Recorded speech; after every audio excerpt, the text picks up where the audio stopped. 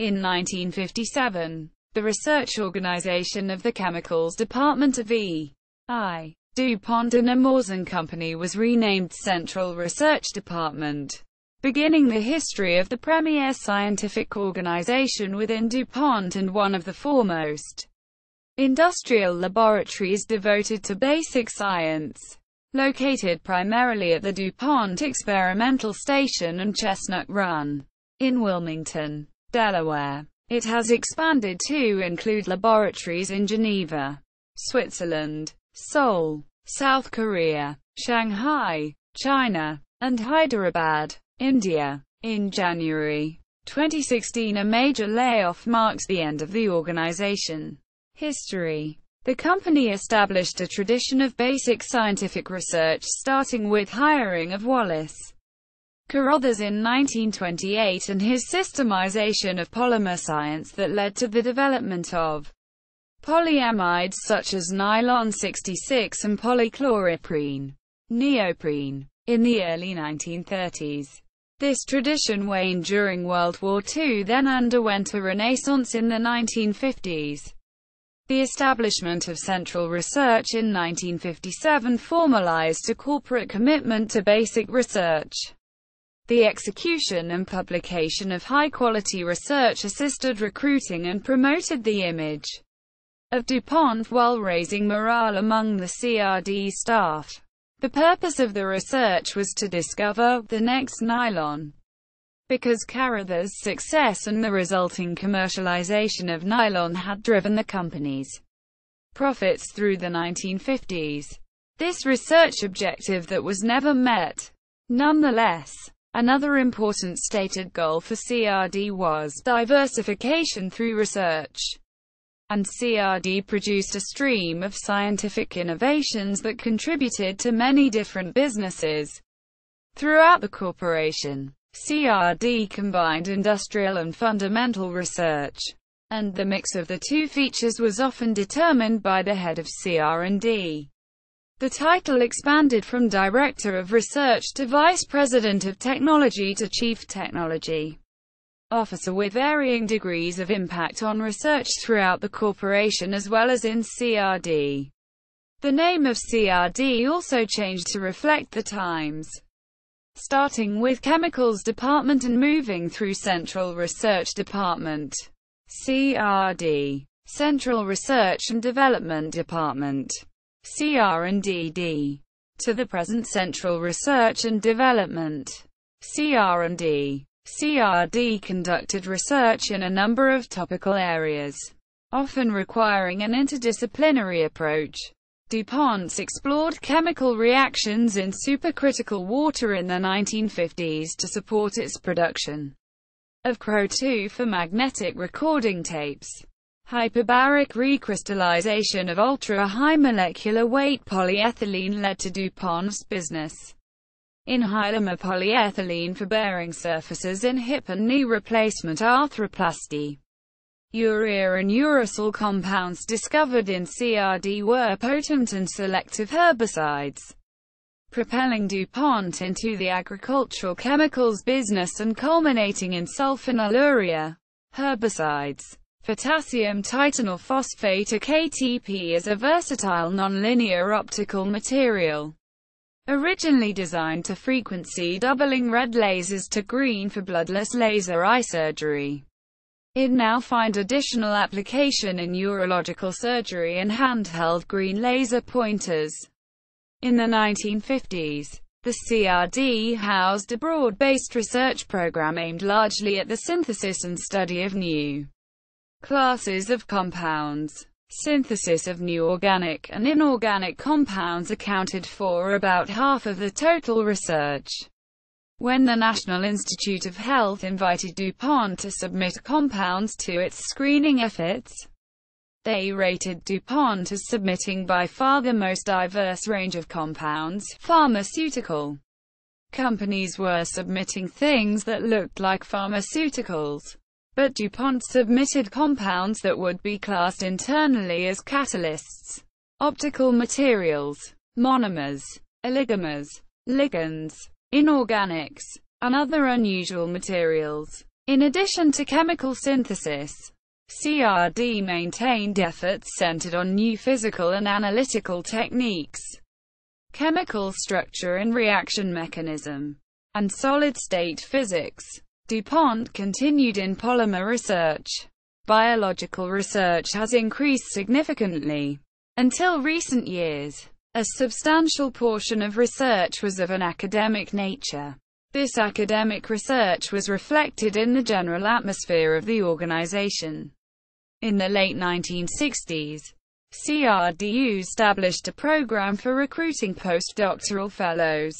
These fellowships were generally for 2 years and had the expectation that the fellow would leave to an academic institution. Every year 1 or 2 DuPont scientists would take 1 year leaves of absence for university study and teaching. It was also accepted that every year a number of scientists would leave DuPont for academic positions and that several professors would join the staff permanently. A notable example was Richard Schrock, who left CRD for MIT and won the Nobel Prize for Chemistry. CRD was supported by numerous high-profile consultants who have made significant contributions to DuPont. Jack Roberts of Caltech and Speed Marvel each consulted for well over 50 years and provided a steady supply of well-trained chemists. Robert Grubbs, who shared the Nobel Prize with Schrock, consulted for many years. These academic connections were sources of new generations of CRD researchers. The scientific accomplishments of Theodore L. Cairns, William D. Phillips, Earl Muetites, Howard E. Simmons, Jr., and George Marshall were recognized by their election to the National Academy of Sciences. CRD management fostered an open and collaborative style. At its founding, the division of labor in CRD was management, bench chemists, and technicians, with the management and bench chemists having separate but overlapped promotional tracks. Under the Hay-grade system of pay levels that was employed then and now, there were 8 professional promotional levels for the bench chemists. Yet there was a single undistinguished title. This approach promoted interaction. The Hay grades for those in management started higher and ended considerably higher, but there was significant overlap with the bench chemist levels.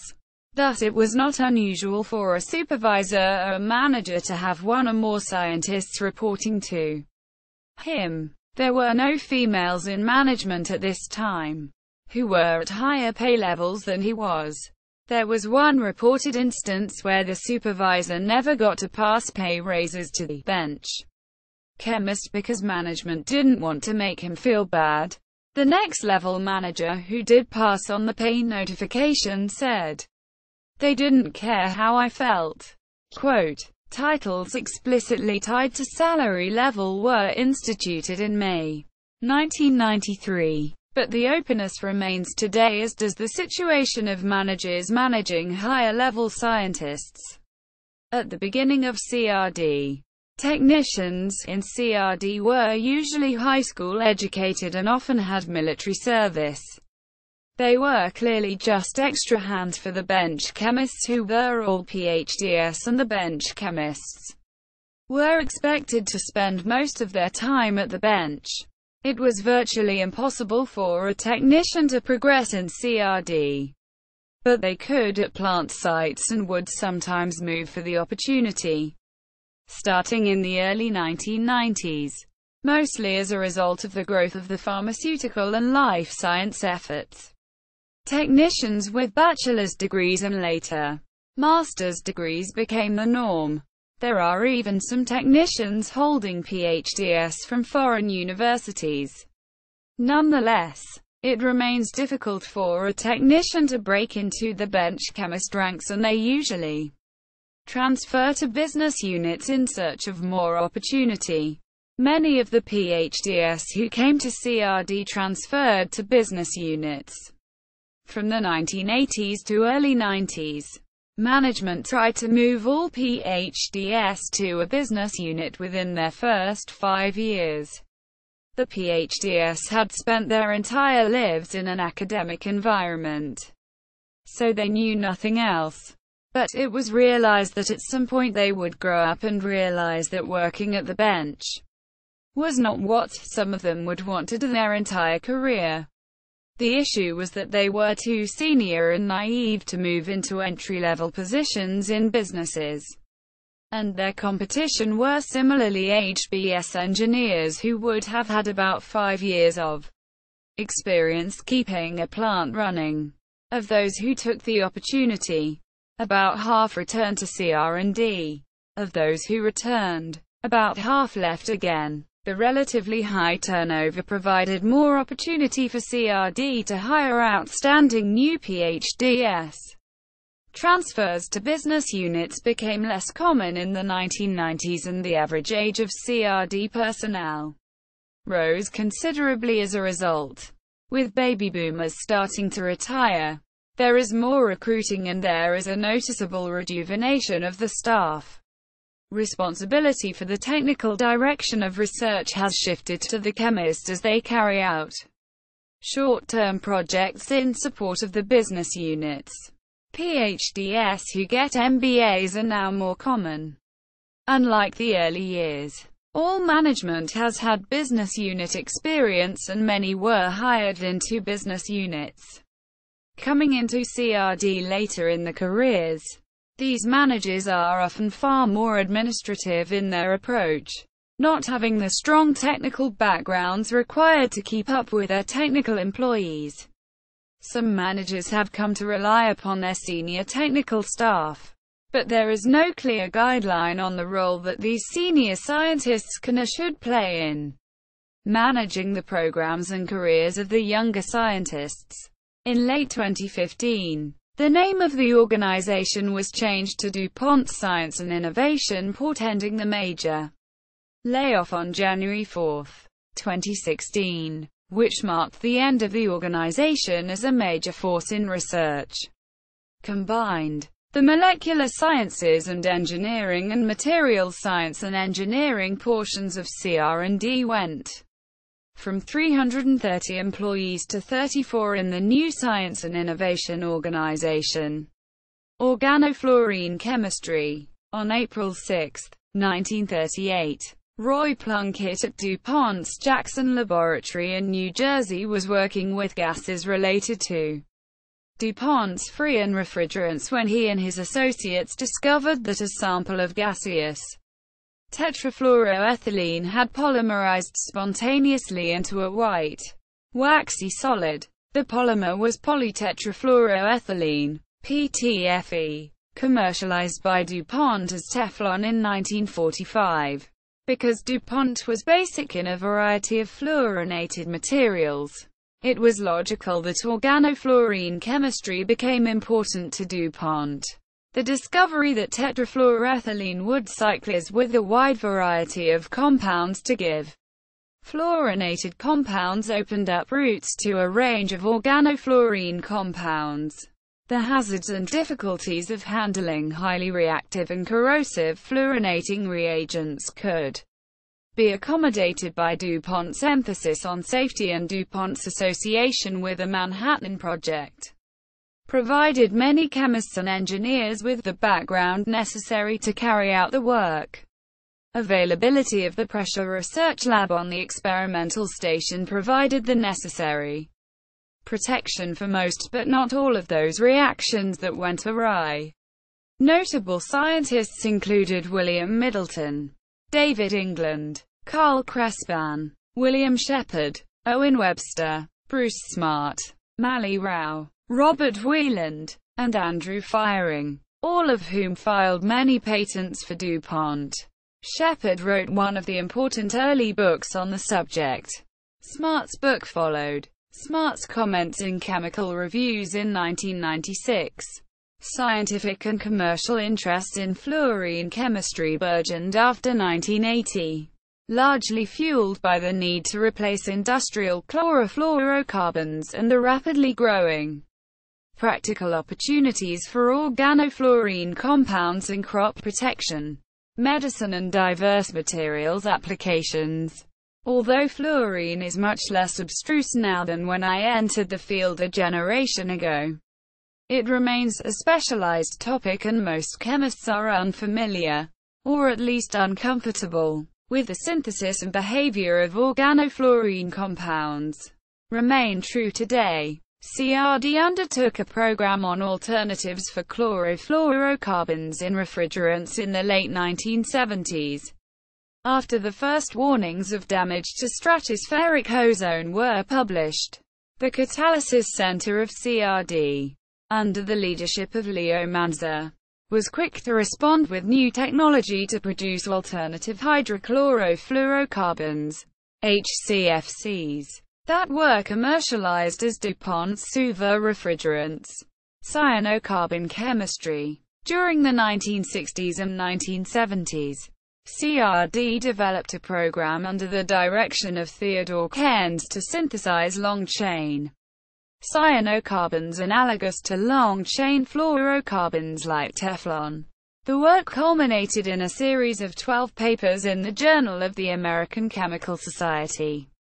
In 1958, several authors of those papers grew to prominent positions at DuPont, including Richard E. Benson, Associate Director, CRD, Theodore L. Cairns, Research Director, CRD, Richard D. Hackett, CEO of DuPont, William D. Phillips, Associate Director, CRD, Howard E. Simmons, Research Director and VP, CRD, and Susan A. Vladarchuk, Plant Manager. This trend indicates the importance of technical qualification for promotion in the company at that time. The publication stimulated other researchers to investigate these compounds. Prospective applications included dyes, pharmaceuticals, pesticides, organic magnets, and incorporation in new types of polymers. No commercial applications resulted from this extensive research effort. Partly for this work, Cairns was awarded medals for creative work in synthetic organic chemistry by the American Chemical Society and the Synthetic Organic Award of the Chemical Manufacturers Association. Another line of chemistry developed around Owen Webster's synthesis of diaminosacchinonitrile, DISN, which could be converted to diaminomalonitrile, DAM, leading to another series of patent papers. Simmons used sodium malonitrile dithiolate for the preparation many novel substances of including tetracyanothiophenone, tetracyanopyrrole, and pentacyancyclopentadiene. Metal oxides. Arthur Slight led a team focused on perovskites, such as the K-by-PbO system, that laid the groundwork for subsequent breakthroughs in high-temperature superconductors, in solution phase chemistry of oxides. The work of Walter Noth on organic soluble polyoxoanions led to the development of the now large area with numerous applications in oxidation catalysis, dynamic NMR spectroscopy. Indicative of interplay between applications and fundamental science were many studies on stereodynamics conducted at CRD by Jesan, Meekan, and Muetates. One of the early studies focused on the non-rigidity of SF4, a reagent relevant to the preparation of fluorocarbons. Subsequent studies led to the discovery of the first stereochemically non-rigid octahedral complexes of the type iron 2 hydride, PR3,4. Polymer science. Owen Webster discovered group transfer polymerization, GTP, the first new polymerization process developed since living anionic polymerization. The major aspects of the mechanism of the reaction were determined and the process was quickly converted to commercial application for automotive finishes and inkjet inks. The basic process of group transfer also has application to general organic synthesis. including natural products. At about the same time, Andrew Yanovich developed a useful version of cobalt-catalyzed chain transfer for controlling the molecular weight of free radical polymerizations. The technology has been further developed by Alexei Gridnev and Stephen Ittel. It, too, was quickly commercialized, and a fundamental understanding of the process developed over a longer period of time. Rudolf Pariser was the director of the Advanced Materials Science and Engineering at the time of these advances. In 1995, Morris Brookhart, professor at the University of North Carolina and a DuPont CRD consultant, invented a new generation of post-metallocene catalysts for olefin coordination polymerization, based upon late transition metals, with his postdoctoral student, Linda Johnson, who later joined CRD.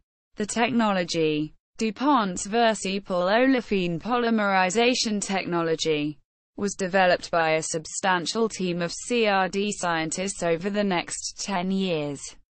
Organometallic chemistry. CRD developed a major interest in inorganic and organometallic chemistry.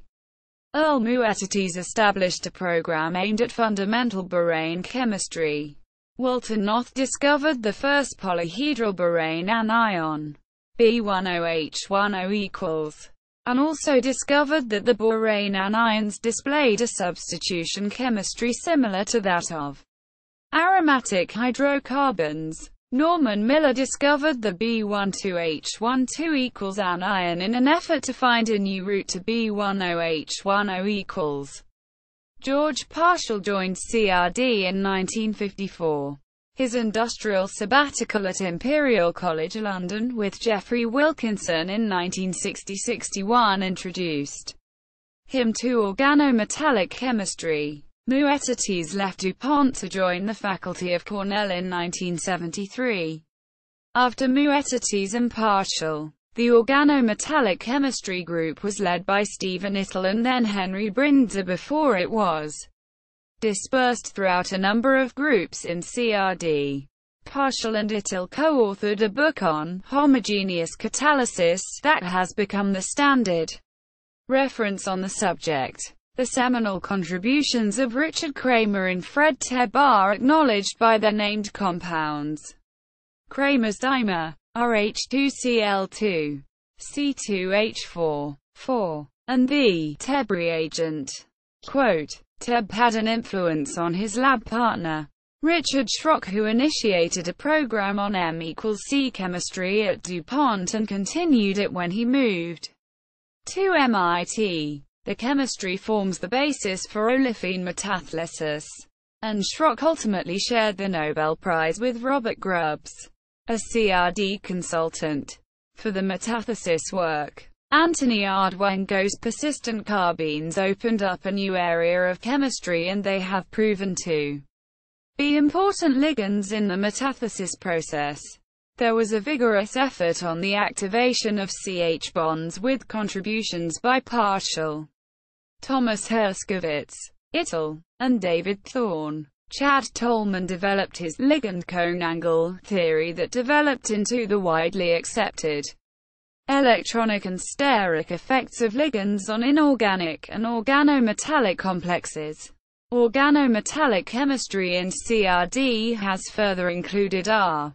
Thomas Baker's heteronuclear complexes, Patricia L. Watson's organolanthanides, William A. Nugent's metal-ligand multiple bonds, Jeffrey Thompson's and Mani Subramaniam's development of technetium complexes for radiopharmaceuticals, and Bob Birch's and Karen Carroll's fluoro-organometallic chemistry.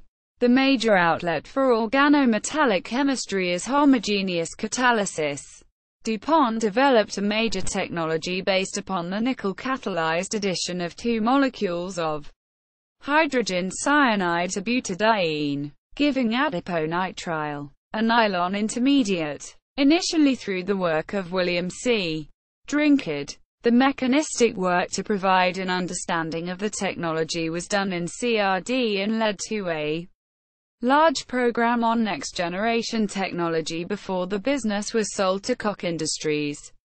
Other applications of homogeneous catalysis studied in CRD include ethylene polymerization, cyclohexane oxidation to adipic acid, and butadiene carbonylation to nylon intermediates. Approaches to catalyst systems have included homogeneous organometallic catalysts, heterobinuclear catalysts, polyoxymetallates, enzymes, catalytic membrane reactors and supported organometallics, photochemistry and physics. David M. McQueen, one of the early directors of CRD, was a physical chemist from the University of Wisconsin-Madison. His research on photochemistry and photography resulted in 35 patents. It was his background that got CRD started in photochemistry and photophysics. David Eaton later headed a strong team involved in photopolymerization colorproofing for the printing industry. There was a strong program in inorganic nonlinear optical materials that resulted in optical frequency doubling for the green lasers mentioned above. This program was extended into organic materials with NLO properties. There was also a strong effort on materials for the display industry and methods for preparing devices for displays. These included printable electronics, thermal transfer methods for color filters, carbon nanotubes for field emission displays, and OLED materials and devices. A substantial effort was made on next-generation photoresists for the semiconductor industry, containing hydrocarbon and fluorocarbon monomers to replace wavelengths of 193 nanometers with 157 nanometers wavelengths for better resolution. Though most of the requirements were achieved, the need for that shorter wavelength node was eliminated by the introduction of immersion lithography, and new fluids for immersion lithography continue to be of substantial interest. Development of phase shift masks was commercialized. Biological sciences. One area always deemed important for diversification of CRD's programs was related to the biological sciences. Charles Stein had promoted biochemistry as a field of research for DuPont, and Stein laboratories are named in his honor as a result. In the early 1950s, CRD began a program to investigate chemicals for biological applications. Charles Todd prepared substituted ureas as potential antibacterial agents, which when screened, proved to be effective herbicides. These led to DuPont's very successful and very selective sulfonylurea herbicides. CRD's program included agricultural and veterinary chemicals and bacteriological and microbiological studies. The culmination of this work was DuPont's purchase of Pioneer hybrid seeds and its integration into DuPont's agrochemical enterprise. In the mid-1950s, CRD began work on the chemistry of nitrogen fixation in plants, a study that would develop into a major effort over the next decade. In 1963, Ralph Hardy joined the CRD and brought DuPont's nitrogen fixation research to international prominence with more than 100 papers on the subject. Chemical Week called him one of the nation's top achievers in the dual role of scientist and scientific manager. Though such managers remained common in CRD through the 1960s and 70s, fermentation, microbiology and selective genetic modification became important to the CRD. Development of a biological route to 13-propylene glycol, a new monomer for making polyester. The availability of this new monomer led to the development and commercialization of Sorona, a premium polyester. Substantial success was also achieved in the synthesis of unnatural peptides and proteins to accomplish specific functions and prediction of their tertiary structures. Advances in DNA sequencing technology based on synthesis of novel fluorescent labels led to Qualicon, a DuPont venture that identifies bacteria by examination of their DNA using PCR. This technology has led to significant improvements in the safety of the food supply chain in the United States and around the world. General references: David A. Hounshell and John Kenley Smith. Science and Corporate Strategy. DuPont R&D. 1902 to 1980. New York: Cambridge University Press. 1988. J. J. Borning. Howard E. Simmons, Jr. Oral History. Philadelphia: Chemical Heritage Foundation. 1993. R. C. Ferguson, William D. Phillips and Nuclear Magnetic Resonance at DuPont. In Encyclopedia of Nuclear Magnetic Resonance. Volume 1. eds. D. M. Grant and R. K. Harris. pp. 309-13. John Wiley & Sons. 1996. R. G. Bergman, G. W. Partial, and K. N. Raymond. Earl L. Muettates. 1927-1984. In Biographical Memoirs. Volume 63. pp. 383-93. Washington, D. C. National Academy Press. 1994. B. C. McCusick and Theodore L. Cairns. Cyanocarbons in Kirk-Udmer Encyclopedia of Chemical Technology. 2nd edition. 6. 625-33. 1965.